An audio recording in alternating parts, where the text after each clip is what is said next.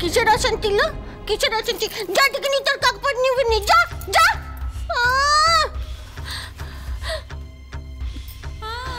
কি ভেবেছো? কি ভেবেছো এই একখানা শাড়ি দিয়ে পাগলি পাগলিকে কিনে নেবে? কিনে নেবে একখানা শাড়ি দিয়ে পাগলিকে? কিসের ঝামেলা হবে? যদি কিসের ঝামেলা হবে? নীলকুমার অচিন্ত ও তো ঘরের মধ্যেই আছে, আর ও যদি কোথাও না যায় তাহলে ওর এটুলি বউ ওকে ছেড়ে কোথাও যাবে না গো। তাই না? আবার কি ঝামেলা হবে? কিসের অশান্তি হবে শুনি? কিসের অশান্তি হবে? রাঙা দিদি, তাই বলে বড় বৌদি এই গরমে কষ্ট করে বাজার থেকে গিয়ে শাড়িটা কিনে আনলো, আর তুমি সেটা ছুঁড়ে ফেলে দিলে? ও আমাকে এমন করে কেন বললো? ঠিক আছে, আমার ভুল হয়েছে। ঠিক আছে, ডাকা হবে তাকে। আমি নিজে গিয়ে তাকে নেমতো করে আসবো।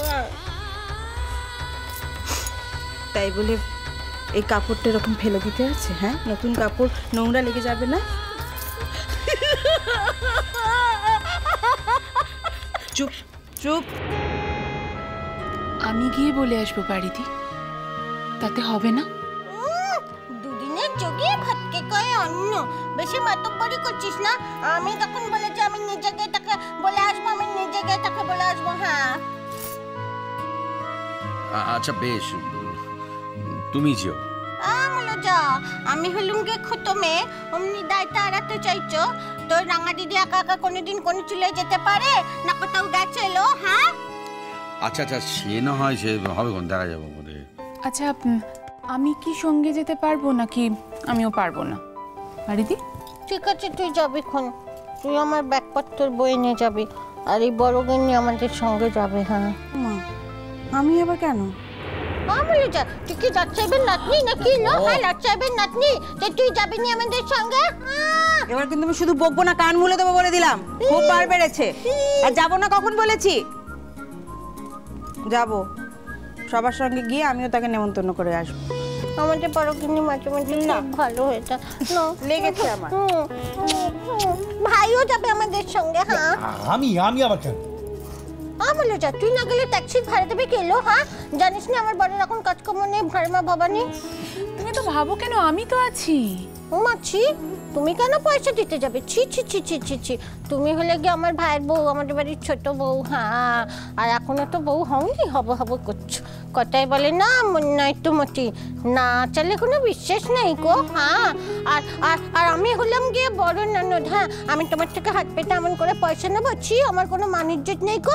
ভাই দিতে পারে, কিন্তু তুমি হলে ভাইয়ের বউ, তুমি কেন টাকা দিতে যাবে গো? হ্যাঁ ঠিক বলে যারা দিদি, তোমার কারোর কাছে হাত পাততে হবে না। তোমার ভাই আছে না, তুমি ভাইয়ের কাছে চাইবে, আর তোমার ভাইয়ের সঙ্গে থাকার সময় তুমি অহংকারী হয়ে থাকবে। তোমার যা দরকার তোমার ভাই সেটা মেটাতে পারবে। তাছাড়া আমার কি জেসে দিদি নাকি? হ্যাঁ, আমার দিদি কত বড় শিল্পী, তার জন্য আমি যদি কিছু করতে পারি তাহলে আমার গর্বে অহংকারে বুকটা ফুলে যাবে। ও বড় বৌদি দেখেছো তোমার ছোট দেওরের কাণ্ডখানা? দেখেছো? দেখেছো তোমার ছোট দেওরের কাণ্ডখানা? হ্যাঁ, একেবারে ম্যানেজ মাস্টার হয়ে গেছে বাপু। জানে যে রাঙা দিদির বরের টাকা পয়সা নেই কো, বললে দুঃখ পাবে, ওই জন্য কেমন ধারা ম্যানেজ করে নিল। দেখেছো? হ্যাঁ, ও আমলে যা ভাই, তুই তো বে না হতেই একা দিল। তুই চুপ করবে রাঙা দিদি, চুপ করবে তুমি।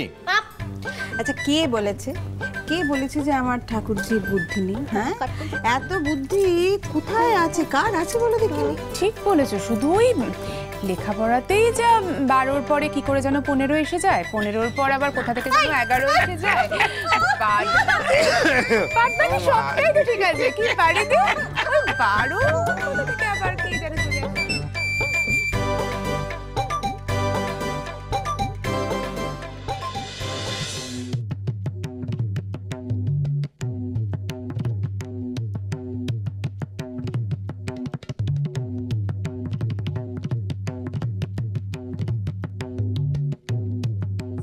আরে না না, আবার ভুল হচ্ছে কাজল। কি করছো তুমি? তাল মিস করছো। গ্রেস কই?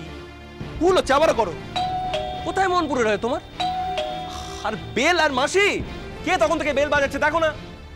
কাল থেকে এই সময় সকাল সকাল তোমার ওই ধোপাওয়ালা আর ওই সবজিওয়ালা আসতে বারণ করে দেবে তাদের। বারবার বেল বাজালে মনোসংযোগ নষ্ট হয়, এদিকে ভুল হচ্ছে। আর এই ঝিওর যে কোথায় মন পুরে রহে মু জানে না। মোর মনটা তো এপটেই ଅଛି বাবুজি। ତମେ ସବୁ সময় এমনিতেই মনে। থামো কাজল, চুপ কর। মু তমকু না তোমার ঠারু বেশি চিনি। এই সম্মেলন শেষ হোক, এই কলকাতা শহরে তুমি আর থাকবে না। মু তমকু নিয়ে সম্বলপুরে চলে যাব, ঠিক আছে? বাবু উফ, কেপটানি বেল বাজিছে। আরে বাবু তুই তো গিয়ে দরজাটা খুলবি নাকি? মু তো রান্নাঘরে কাম করেছিল না, আর হাত দুটো আটকা ছিল। মু সে দরজা খুলবো তারপরে হবে? তো যে বাইরে দাঁড়িয়েছে সে কি এখনো দাঁড়িয়ে থাকবে? মাসি, মু তোমাকে বলেছি এই সময় এই বাড়িতে কেউ আসুক, মু তা চাহে না। সে যেই হোক না কাই কি। ও মাসি, মাসি তুমি বারণ করে দাও, এপটে এসে কেউ যেন কথা না বাড়ায়। হ্যাঁ, সম্মেলনের আর কটা দিন বাকি আছে, যেই হোক না কেন বলে দাও। যাও যাও, বলে দাও।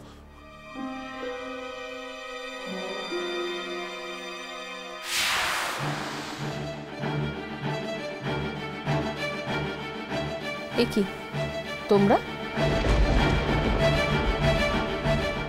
বাবা কতক্ষণ ধরে হেঁটে দাঁড়িয়ে দাঁড়িয়ে দরজা ধাক্কাচ্ছে, খোলবার নাম নেই গো। ঘরে অতিথি এলে বুঝি তোমরা এক্ষণ ধরে দাঁড় করিয়ে রাখো? সারাদিকে মুখের গোড়া থেকে সারো, আমাকে কাজের রানীর কাছে যেতে দাও। হ্যাঁ,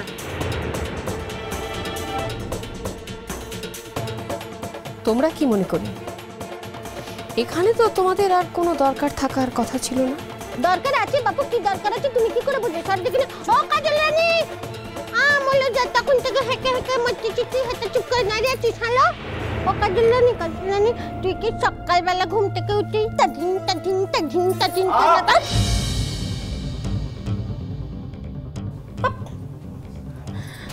আচ্ছা ঠাকুরজি, বাবুজি, বাবুজি রাঙা পিসিকে বকো না, ও তো কিচ্ছুটি বোঝে না। বলো ঠাকুরজি কি ব্যাপার কি তোমার বলো তো? একটা একটা জায়গায় এসছো, একটু চুপ করে থাকতে পারো না? দেখছো না তোমার আচরণে বিরক্ত হচ্ছে? হ্যাঁ হ্যাঁ, বিরক্ত হচ্ছি। বিরক্ত হচ্ছি তার কারণ বলা নেই কওয়া নেই, ধুমধাম করে আপনারা হঠাৎ বাড়িতে চলে এলেন কেন? মোর ঝিওর সাথীরা আপনাদের কি সম্পর্ক হচ্ছে বলুন? না হচ্ছে কোনো আইনি সম্পর্ক, না অন্য কোনো সম্পর্ক নেই তো? তাহলে কাই কি এখানে এসে ডিস্টার্ব করছেন আপনারা? কাই কি? হ্যাঁ বলে যা, ফাটার ফাটার করে কথা কই মেজাজ দেখাচ্ছে। দেখো না ভারীটা দুদিনের বাপার সবার অত কথা কিসের গো? হ্যাঁ বাড়িদি প্লিজ তুমি চুপ করো না। কেন তুমি কথা বলে কথা শোনো না বলো তো? আপনি ঠিকই বলেছেন স্যার, আপনার মেয়ের সঙ্গে কোনো রকম আইনি সম্পর্ক আর আমাদের নেই, তা ঠিকই। তবে আর কোনো সম্পর্ক নেই এই কথাটা কিন্তু ঠিক নয়। আপনারা হচ্ছেন পুরো দস্তুর গোটে স্বার্থপর ফ্যামিলি। আপনাদের ফ্যামিলির ছেলের অসুখ সারিয়ে তুলবার পাই মোর ঝিওকে আপনাদের দরকার ছিল, তাই তখন বাড়িতে এসে হাতে পায়ে ধরে তাকে নিয়ে গেছে। আসলে আপনাদের দরকার ছিল মোর ঝিওর মতো ডেডিকেটেড একজন সেবা দাসী, যে আপনাদের ছেলের মাথার পাশে বসে তাকে সারিয়ে তুলতে পারবে। আর যখন সে প্রয়োজন মিটে গেল, যখন আপনাদের ছেলে হাসপাতাল থেকে সুস্থ হয়ে বাড়ি ফিরে গেল, তখন মোর ঝিওকে ফেলে দিয়ে আপনারা আপনাদের বাড়ির ছেলেকে নিয়ে বাড়ি ফিরে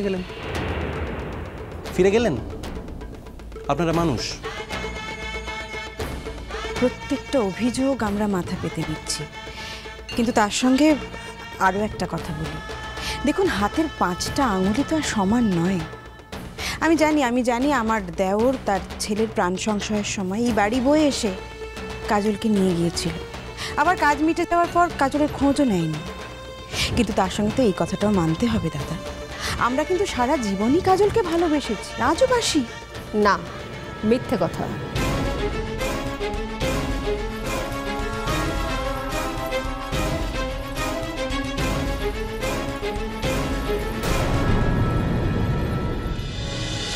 যে সম্পর্ক শেষ হয়ে গেছে তাকে নতুন করে জোড়া দেওয়ার চেষ্টা করবেন না আপনারা। ওর ঝিও ওই ছোট্ট সংসারে বাঁচতে আসেনি, শুনছেন? তার পৃথিবী এবে বহুত বড়।